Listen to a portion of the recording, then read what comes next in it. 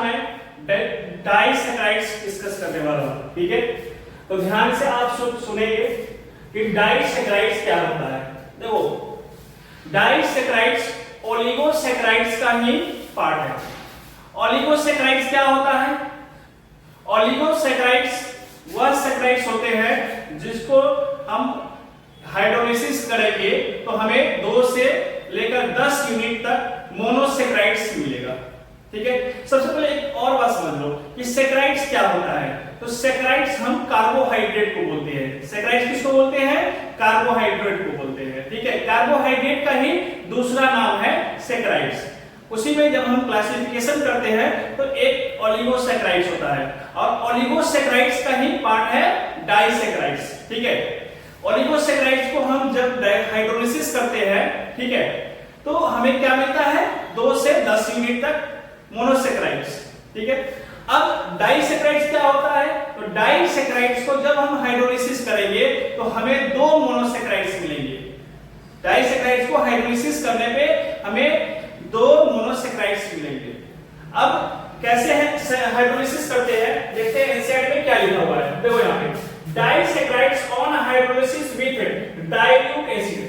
हम लोग डाइसैकराइड्स को हाइड्रोलिसिस करते हैं डाइल्यूट एसिड के हेल्प से। ठीक है, या एंजाइम्स के हेल्प से। देखो यहाँ पे disaccharides on hydrolysis with dilute acids और एंजाइम्स। एंजाइम्स क्या होते हैं? बायोकैटालिस्ट होते हैं। एंजाइम्स क्या होते हैं? बायोकैटालिस्ट। ठीक है, इन 2 मॉलिक्यूल्स हमने बोला ही है कि डाइसैकराइड्स जैसे ही हाइड्रोलाइज होगा तो हमें 2 मॉलिक्यूल मिलेगा सैकराइड्स का। ठीक है, तो 2 molecules of either the same. हाँ, अब एक और इंपॉर्टेंट बात है कि जब भी हम डाइसैकराइड्स को हाइड्रोलिसिस करेंगे तो हो सकता है कि सेम तरह के मॉलिक्यूल मिले, सेम मॉलिक्यूल मिले। ठीक है, और हो सकता है कि डिफरेंट मॉलिक्यूल मिले। ठीक है, तो वही कह रहा है कि disaccharides on hydrolysis with dilute acid और enzymes yields 2 molecules of either the same or different monosaccharides। Clear है? अब देखिए, 2 मोनोसैकराइड्स ऑक्सीजन एटम के हेल्प से अटैच रहते हैं। क्या रहते हैं? ऑक्सीजन एटम के हेल्प से अटैच रहते हैं। ठीक है, उसको हम क्या बोलते हैं? Oxide linkage. क्या बोलते हैं? Oxide linkage. तो देखो यहाँ पे क्या लिखा है? The 2 monosaccharides are joined together by an oxide linkage। ठीक है, अच्छा, ये कैसे बनता है? तो ये 2 मोनोसैकराइड्स से, ठीक है, जब हम लोग 2 मोनोसैकराइड को अटैच करते हैं और उससे जब वाटर मॉलिक्यूल निकलता है तो बीच में एक ऑक्सीजन बच जाता है, उसी को हम क्या कहेंगे? Oxide linkage. बात समझ में आएगी नहीं? तो the 2 monosaccharides are joined together by an oxide linkage formed by the loss of water molecule. Such a linkage between 2 monosaccharides unit through oxygen atom is called glycosidic linkage। अब देखो क्या होता है, नेक्स्ट पॉइंट क्या है? Reducing groups और non reducing groups. अब सुनो ध्यान से, एक होता है टॉलिस ग्रेडिएंट, दूसरा होता है फेलिक्स ग्रेडिएंट। ठीक है, और तीसरा होता है बेनेडिक्ट सॉल्यूशन। फेलिक्स सॉल्यूशन भी बोल सकते हैं। ठीक है, Felix solution A, Felix solution B का मिक्सचर होता है। ठीक है, तो जब इसको हम लोग डिस्कस करेंगे तो समझेंगे। बेनेडिक्ट सॉल्यूशन, तो देखो ये सब क्या है? एक माइल्ड ऑक्सीडाइजिंग एजेंट का काम करता है। ठीक है, ऑक्सीडाइजिंग एजेंट क्या होता है और रिड्यूसिंग एजेंट क्या होता है ये समझो। मान लो A है और एक B है। ठीक है, एक A है और एक B है। A ने B को क्या किया? ऑक्सीजन दिया। ठीक है, A ने B को ऑक्सीजन दिया, तो इसमें क्या हुआ? एडिशन ऑफ, क्या हो गया? Addition of oxygen. बेसिक जो तुम शुरुआत में पढ़ते थे, ठीक है, उसी से हम कनेक्ट करने की कोशिश कर रहे हैं। तो यहाँ पे क्या हुआ? B में ऑक्सीजन का एडिशन हुआ, तो B का क्या हो जाएगा? B का हो जाएगा ऑक्सीडेशन। B का क्या हो जाएगा? ऑक्सीडेशन। एडिशन ऑफ ऑक्सीजन क्या होता है? ऑक्सीडेशन। अच्छा, इसका क्या हुआ? इसका हुआ लॉस ऑफ ऑक्सीजन। क्या हुआ? Loss of oxygen. Loss of oxygen. अब लॉस ऑफ ऑक्सीजन हुआ तो इसको क्या कहेंगे? इसको बोलेंगे रिडक्शन। क्या बोलेंगे? ए का क्या हुआ? रिडक्शन। यहां तक तो ठीक था, यहां तक ठीक था, ठीक है। अब यहां समझो, ए जो है, ए बी के लिए क्या हो गया?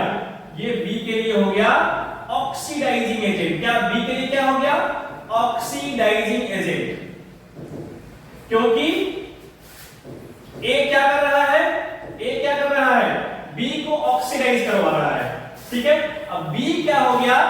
बी क्या हो गया? ए के लिए रिड्यूसिंग एजेंट। बी क्या हो गया? ए के लिए रिड्यूसिंग एजेंट हो गया। तो अब क्लियर हो गया होगा।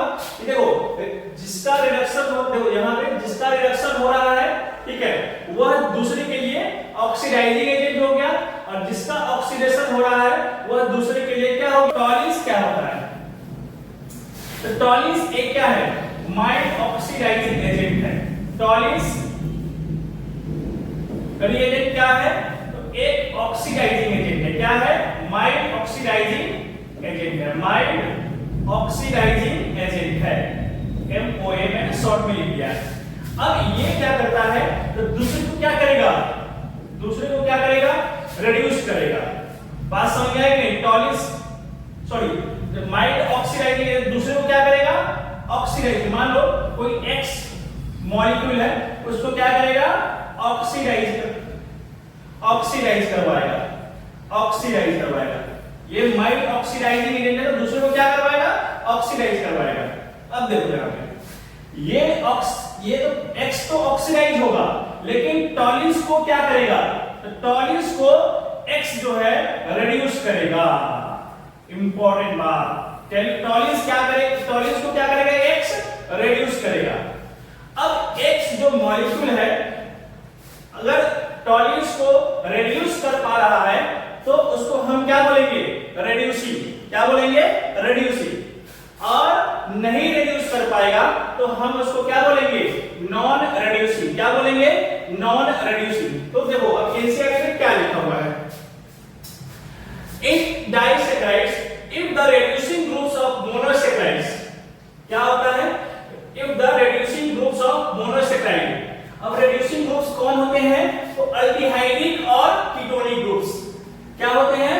अल्डिहाइडिक और कीटोनिक ग्रुप। जैसे ग्लूकोज में C1 कार्बन जो होता है वो क्या होता है? अल्डिहाइडिक होता है, ठीक है। और फ्रुक्टोज में क्या होता है?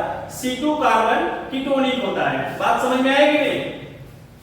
तो कह रहा है कि if the reducing sugars of monosaccharides aldehydes और अल्डिहाइडिक और ketonic groups are bonded.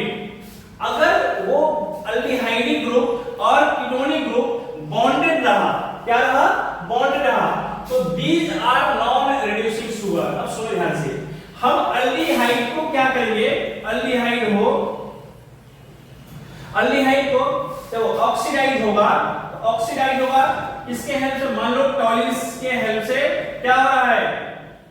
टॉलिस reagent के हेल्प से ये किसमें कन्वर्ट हो जाएगा?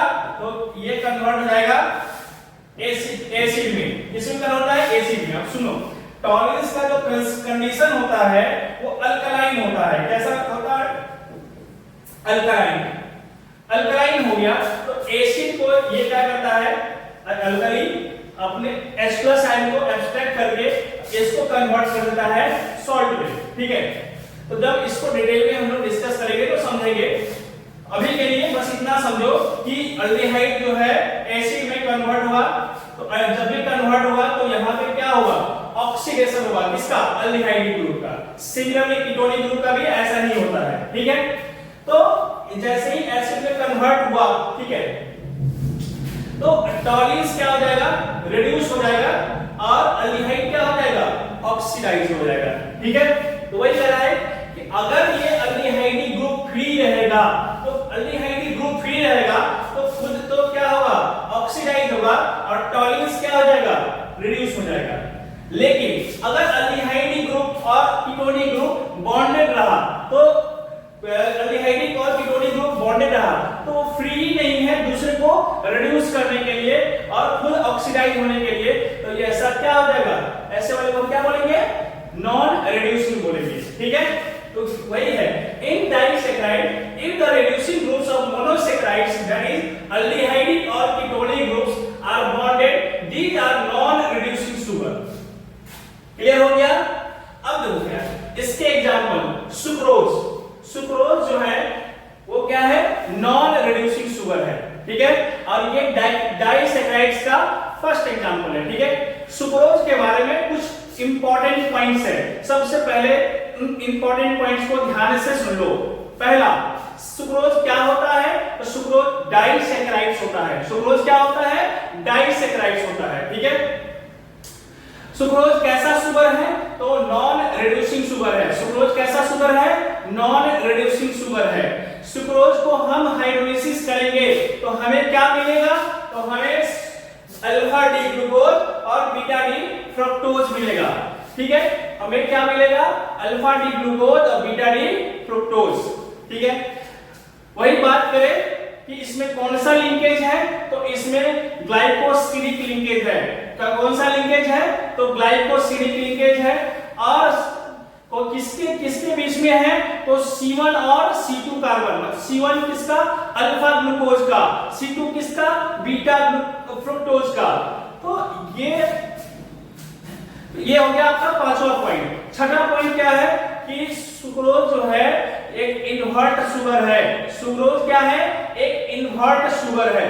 ठीक है, तो टोटल 6 पॉइंट हमें याद रखने हैं अकॉर्डिंग टू एनसीईआरटी हमें सुक्रोज के बारे में। ठीक है, तो चल बात करते हैं हम सुक्रोज के बारे में। ठीक है, और कुछ और एग्जांपल्स हैं, ठीक है, जिसको हम आगे चल के डिस्कस करेंगे।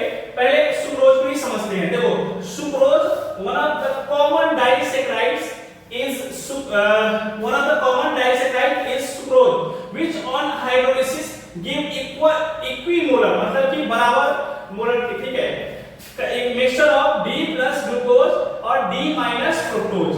देखो यहाँ पे सुक्रोज, सुक्रोज क्या दिया, D प्लस ग्लूकोज और D माइनस फ्रुक्टोज दे दिया। ठीक है, D प्लस ग्लूकोज और D माइनस फ्रुक्टोज। ठीक है, अब ये प्लस माइनस क्या होता है, तो प्लस जो होता है वो डेक्स्ट्रो रोटेटरी के लिए होता है और माइनस जो होता है लीवो रोटेटरी के लिए होता है, और आएगा आगे तो हम समझेंगे। ठीक है, अब देखो क्या है, हमने जो कुछ पॉइंट बताया, क्या बताया था कि सुक्रोज डाइसैकेराइड होता है, तो हमने समझा दिया कि देखो डाइसैकेराइड है तभी हाइड्रोलिसिस करने पे हमें क्या मिल रहा है, D प्लस ग्लूकोज और D फ्रुक्टोज मिल रहा है। दूसरा बात क्या है कि डाइस कैसे बनता है, सबसे पहले बात ये समझते हैं। देखो यहां पे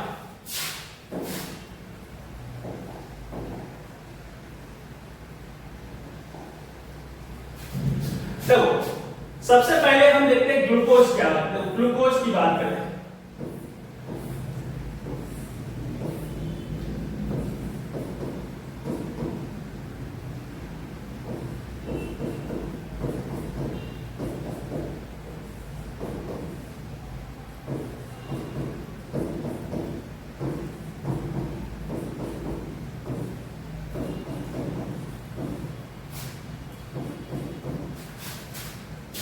ध्यान से देखना, ये तुम्हारा क्या है, डी ग्लूकोज है।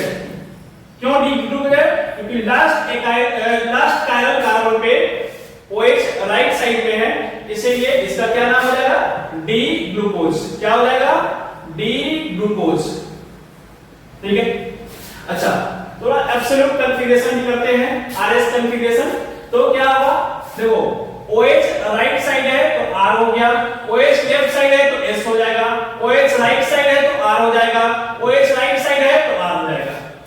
तो कॉन्फ़िगरेशन भी पता चल गया कि R कॉन्फ़िगरेशन होगा, S होगा, R होगा, R होगा। ठीक है, अब देखो ध्यान से हम क्या करते हैं, आप अगर स्टीरियोकेमिस्ट्री अगर ढंग से पढ़े होगे तो ध्यान से ये देखना, क्या हम क्या करते हैं, इस बॉन्ड को फिक्स करते हैं। ठीक है, इस पे हम क्या करते हैं, एक कांटी लगा ठोक देते हैं। ठीक है, अब क्या होगा, हम इसको या तो क्लॉकवाइज या एंटी क्लॉकवाइज रोटेट करा देते हैं। ठीक है, ये भी एक मेथड है। दूसरा मेथड है कि इवन इंटरचेंज करेंगे। इससे क्या होगा, तो कॉन्फ़िगरेशन में कोई चेंज नहीं आएगा। जैसे ये आर कॉन्फ़िगरेशन है तो आर ही रहेगा। चलो करते हैं।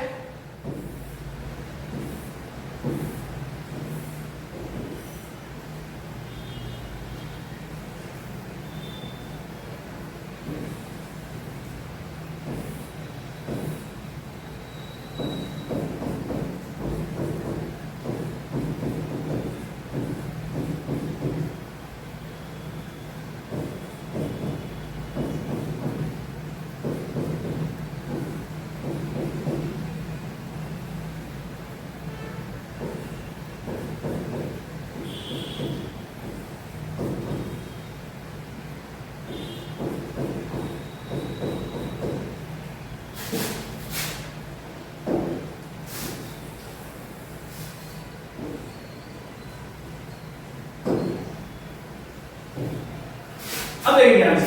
अच्छा, ये रोटेशन कराने की क्या जरूरत है, तो समझो रिएक्शन होने के लिए ओरिएंटेशन फैक्टर इंपॉर्टेंट होता है। अब ये जो आपको लग रहा है, ये जो हमने मॉलिक्यूल ड्रॉ किया है, ये 2D में है, एक्चुअल में नहीं है। ये क्या है, फीचर प्रोजेक्शन है, ठीक है।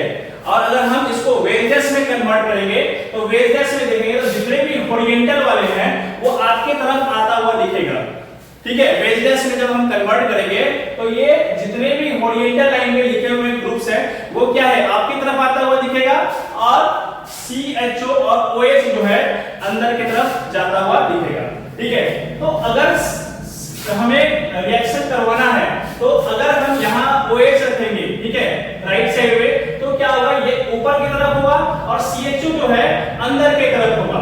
तो प्रॉपर ओरिएंटेशन ना होने की वजह से रिएक्शन डिफिकल्ट हो जाएगा। बात समझ में आया?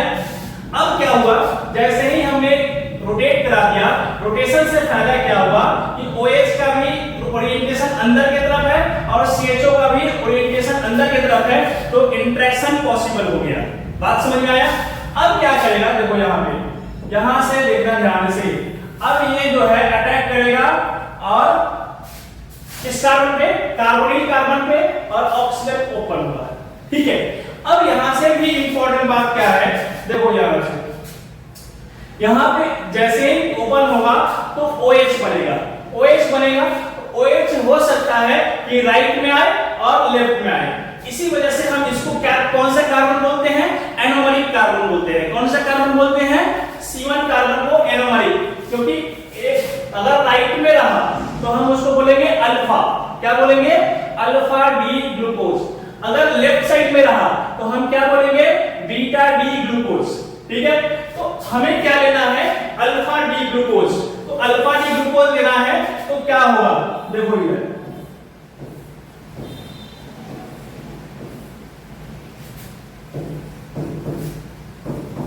हमने क्या किया, जो बनने वाला OH है उसको राइट साइड ले लिया। क्या ले लिया, राइट साइड ले लिया। और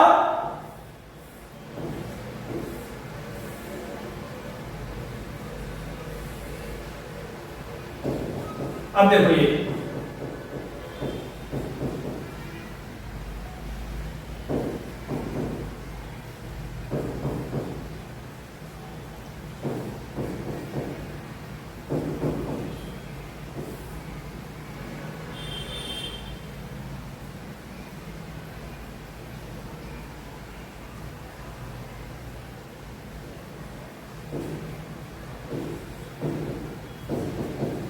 स्ट्रक्चर हो गया अपना।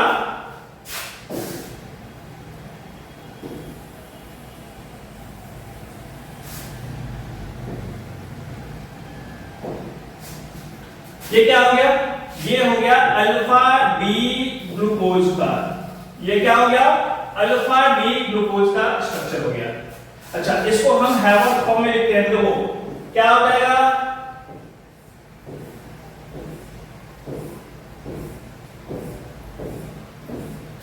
ठीक है। अब देखो क्या है, ये हो गया 1 कार्बन, ये हो गया सेकेंड, ये क्या हो गया थर्ड, फोर्थ, फिफ्थ, और यहां पे जो CH2OH ग्रुप लगा, ठीक है, ये हो गया 6 कार्बन, ठीक है। अब क्या होगा, देखो OH जो है, OH क्या हो जाएगा, नीचे हो जाएगा, ठीक है। और H क्या हो जाएगा, ऊपर, ठीक है। OH फिर से क्या होगा, नीचे, H ऊपर। फिर से देखो यहाँ पे H नीचे, OH ऊपर। अब क्या हो गया, फिर से OH नीचे और H ऊपर। बहुत ही आसान है, आसानी से हम लोग कन्वर्ट कर सकते हैं, ठीक है। इसका क्या नाम हो गया, इसका नाम हो गया अल्फा डी ग्लूकोज। अच्छा, ऐसे प्रॉपर तरीके से बोले तो क्या होगा, alpha D glucopyranose, alpha D glucopyranose,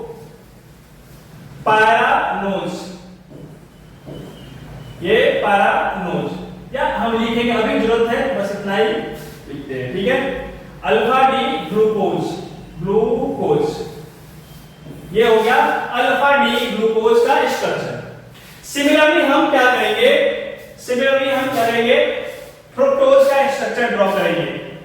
आपने अगर समझ में रखते तो क्या है, H ऊपर OH नीचे, H ऊपर OH नीचे। अच्छा, एक और चीज, अगर आपको कभी भी पहचानना है कि अल्फा डी ग्लूकोज है कि बीटा डी ग्लूकोज है, तो देखना है कि OH जो है डाउन हो और CH2OH अप हो, तो ऐसे जब भी बनेगा तो क्या होगा, C1 कार्बन पे जो OH है वो डाउन हो और 6th वाला जो है अप है, तो अल्फा हो जाएगा।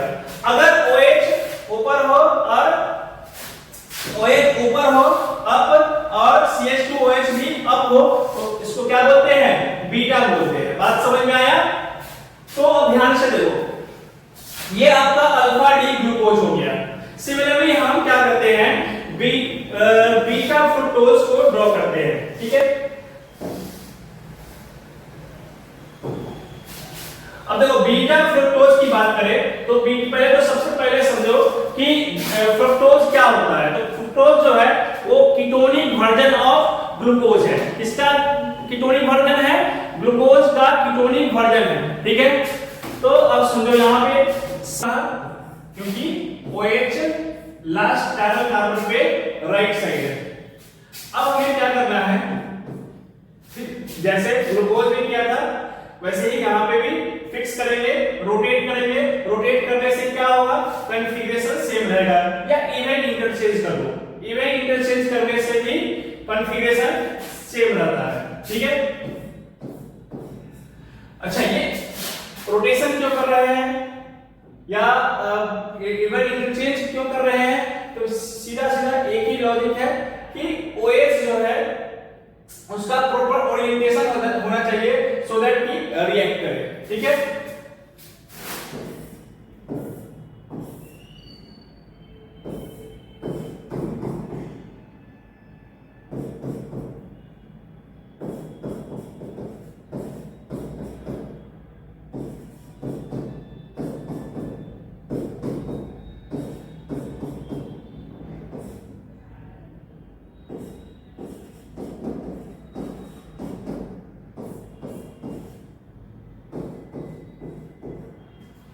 अब हम क्या करेंगे, ऑक्सीजन का डोनर क्या करेगा, अटैक करेगा कार्बोनिल कार्बन पे।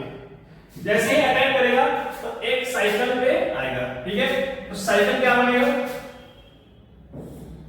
अब देखो एनोमरिक कार्बन पे अब OH राइट साइड रहेगा तो अल्फा होगा और लेफ्ट साइड रहेगा तो बीटा। तो हमें चाहिए तो बीटा, तो बीटा के लिए क्या करना है, OH पहले से ही लेफ्ट साइड बना लो।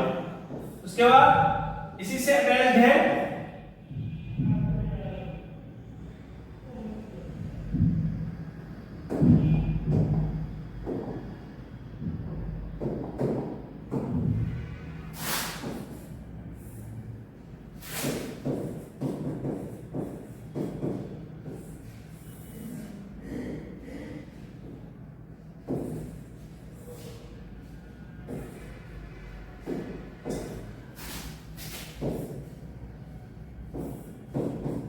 जैसा है पहले की तरह ही।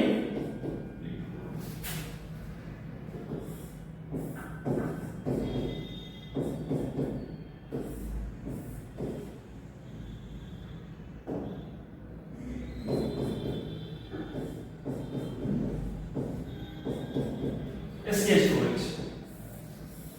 अब ये हो गया आपका साइक्लिक फॉर्म में हैवर्थ पोजीशन बनाएंगे।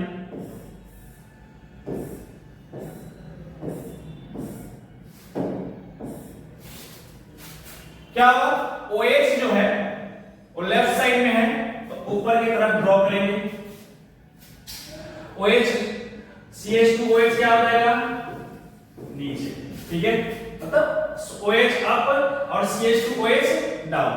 अब CH2OH तो ये आपका हो गया beta D fructose, beta D fructose. ये क्या हो गया, बीटा डी फ्रक्टोज का structure. Carbon number 1, carbon number 2, carbon number 3, carbon number 4, carbon number 5, carbon number 6, ठीक है। 1 2 3 4 5 6 टोटल 6 कार्बन हो गया। यहां भी 1 2 3 4 5 और 6 टोटल 6 कार्बन हो गया, ठीक है। अब ये देखो हमें चाहिए क्या, सुक्रोज के लिए सेकेंड कार्बन लेफ्ट साइड में, सेकेंड कार्बन क्या चाहिए, लेफ्ट साइड में। तो हम इसका क्या करेंगे, कन्वर्जन करेंगे। देखिए कन्वर्जन कैसे करते हैं,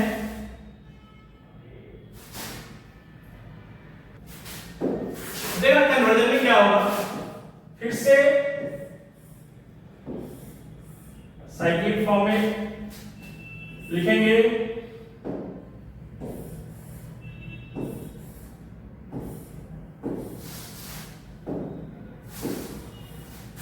देखो OH अप है तो हम क्या करेंगे, सेकेंड कार्बन पे डाउन में लिखेंगे, ठीक है।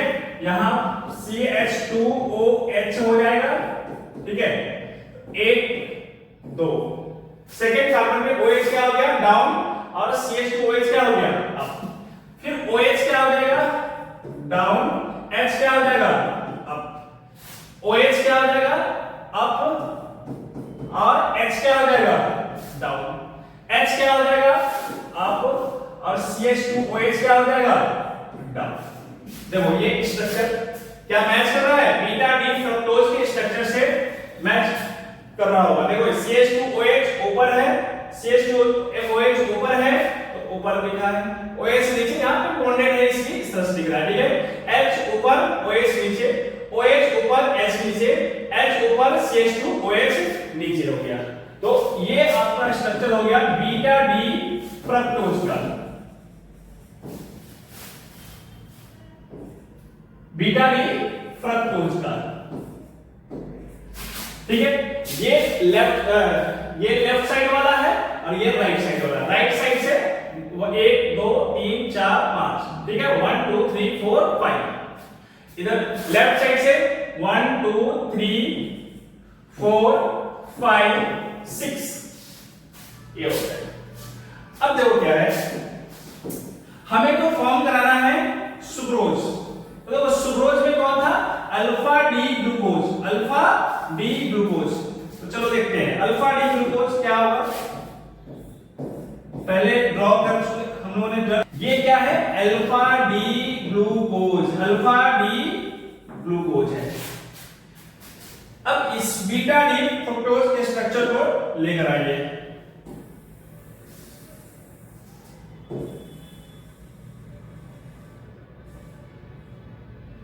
बीटा डी फ्रुक्टोज के स्ट्रक्चर को लेकर आया, ठीक है। अब कुछ करना नहीं है, यहां से OH इससे H निकाल दिया। जैसे ही निकाला, निकालते के साथ ही क्या हो जाएगा, बीटा डी फ्रुक्टोज, और यहां से जुड़ के क्या बनेगा, यहां से माइनस वाटर होगा और क्या फॉर्म होगा, और क्या हो जाएगा,